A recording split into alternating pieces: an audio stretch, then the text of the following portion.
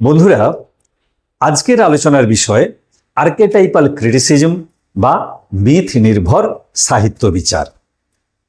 এর আরেকটি নাম হচ্ছে প্রত্ন প্রতিমামূলক সাহিত্য বিচার।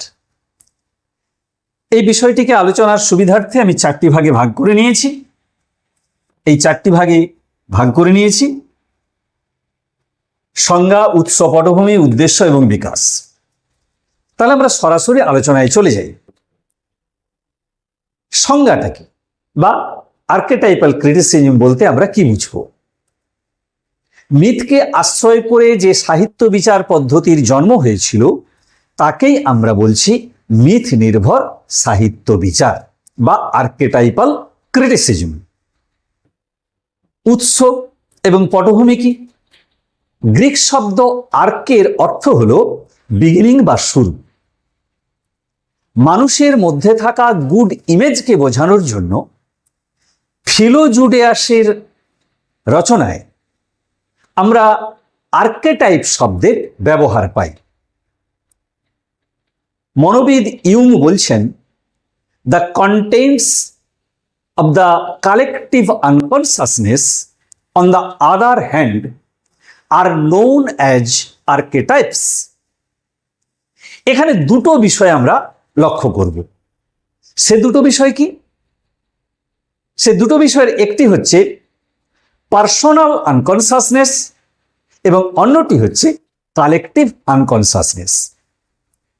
এ ব্যাপারে মনোবিদ ইউং বলছেন, আমাদের মনের উপরিতলে থাকা ব্যক্তিকতা বা ব্যক্তি চেতনাই হচ্ছে পার্সোনাল আনকনসাসনেস। আর এই যে ব্যক্তিকতা বা ব্যক্তি চেতনা যে গভীর স্তর থেকে জন্মসূত্রে মানুষের মধ্যে আসে তাকেই বলা হয়েছে কালেকটিভ আনকনসাসনেস। এই কালেকটিভ আনকনসাসনেসের মধ্যেই থাকে সাহিত্যের আর্কেটাইপ। প্রেক্ষাপটটা কেমন? সেটা হচ্ছে যে মানুষ তো সমাজবদ্ধ জীব। সামাজিক বন্ধনকে সুদৃঢ় করার আকাঙ্ক্ষা থেকে পাপ, পুণ্য, অভিশাপ, আশীর্বাদের মতো বিষয়গুলিকে নিয়ে নানা কাহিনী গড়ে উঠেছিল। মিথগুলোর মধ্যে সংঘবদ্ধ সমাজ মানসিকতার প্রতিফলন দেখা যায়। মনস্তাত্ত্বিক ফ্রয়েড মিথগুলোর মধ্যে ব্যক্তির কামজ তৃপ্তি, অজাচার প্রভৃতি যে আদিমতা আছে সেগুলোকে লক্ষ্য করলেন। আর ইউং মিথগুলোর মধ্যে কালেকটিভ আনকনসাসনেসকে লক্ষ্য করলেন। এটা অনেকটা ভাষাবিজ্ঞানের ডিপ স্ট্রাকচারের মতো। এটা সর্বজনীন, কারণ আমাদের প্রত্যেকের মধ্যে যে অধিমানবিক স্বভাব আছে তার মধ্য থেকেই মিথের জন্ম হয়। এবং আমরা নিজেদের অজান্তে দীর্ঘকাল ধরে এই মিথের ব্যবহার করে এসেছি। ঠিক তেমনি কবি সাহিত্যিকরাও তাদের লেখায় প্রত্যক্ষ ও পরোক্ষ দুভাবেই মিথের ব্যবহার করে আসছেন।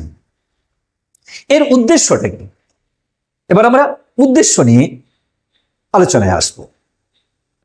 উদ্দেশ্যটা হচ্ছে এই, কোন লেখক একটা শব্দের ভেতরের অর্থকে কিভাবে কাজে লাগিয়ে আর্কেটাইপের বিন্যাসে একটা বিষয়কে সাহিত্য করে তোলেন তা যথাযথভাবে বিশ্লেষণ করে দেখানো।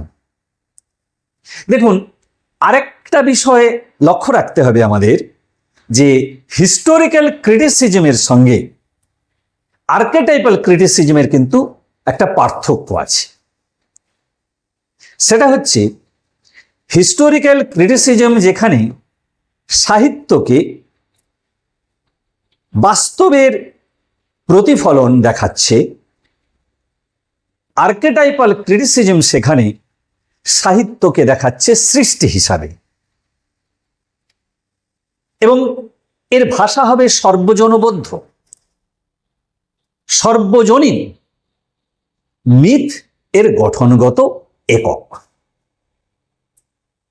এবার আমরা বিকাশ প্রসঙ্গ নিয়ে আলোচনা করব। প্রাচ্য এবং পাশ্চাত্যে মিথের প্রয়োগ, মিথের ব্যবহার সাহিত্যে খুব ব্যাপকভাবে আমরা লক্ষ্য করি। প্রথমে আসা যাক পাশ্চাত্যের কথায়।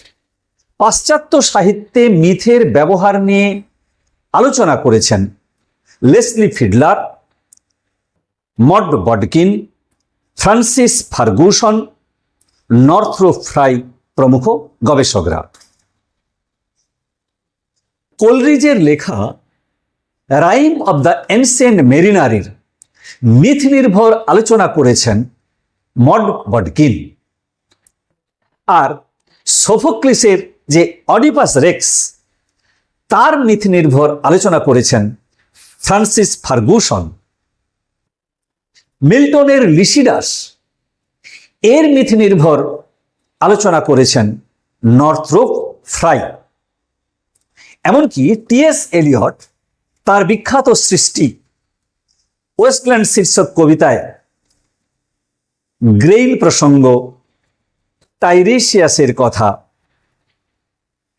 ফিশার কিং প্রসঙ্গে ইজিপসীয় মিথ, বাইবেলের ওল্ড টেস্টামেন্টের প্রসঙ্গ,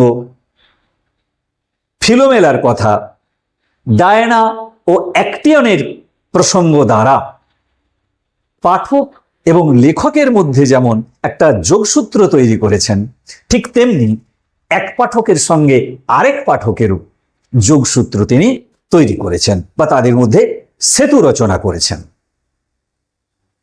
আর আমাদের দেশে রবীন্দ্রনাথের সেই বিখ্যাত কবিতা চিত্রাকাব্যের এবার ফিরাও মোরে, কিংবা মানসী কাব্যের অহল্যার প্রতি, বলাকার কবিতায়,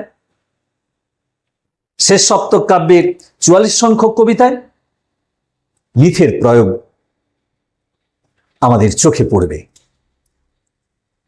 এছাড়া রবীন্দ্রনাথ তার নাটকগুলোতে, যেমন সাপমোচন, শারদোৎসব, রাজা, চণ্ডালিকা, রক্তকরবী, এগুলোর মধ্যেও কিন্তু মিথের প্রয়োগ করেছেন।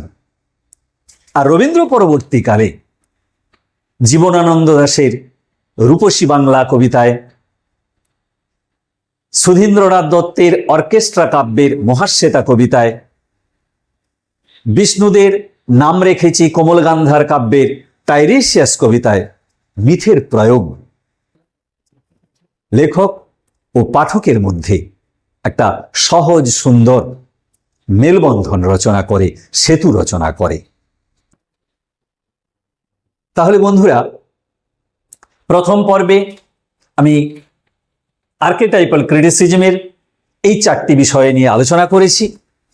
আশা করি সবার কাছে সহজেই উপস্থাপন করতে পারলাম এবং আপনাদের মতামতের অপেক্ষায় থাকলাম।